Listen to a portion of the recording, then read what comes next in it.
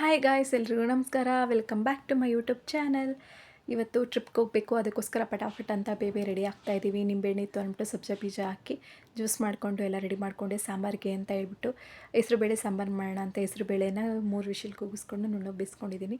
Tomato, ಒಣಮೆಣ್ಸಿಕಾಯಿ, ಕೊತ್ತಂಬರಿ ಸೊಪ್ಪು, ಬೆಳ್ಳುಳ್ಳಿ, ಈರುಳ್ಳಿ ಎಲ್ಲ ಹಾಕಿ ಒಗ್ಗರಣೆ ಹಾಕ್ಕೊಂಡು ಬೇಯಿಸಿರೋಂತಹ ಹೆಸರುಬೇಳೆ ಹಾಕ್ಕೊಂಡು ಫ್ರೈ ಮಾಡಿಕೊಂಡ್ರೆ ಹೆಸರುಬೇಳೆ ಸಾಂಬಾರು ರೆಡಿ.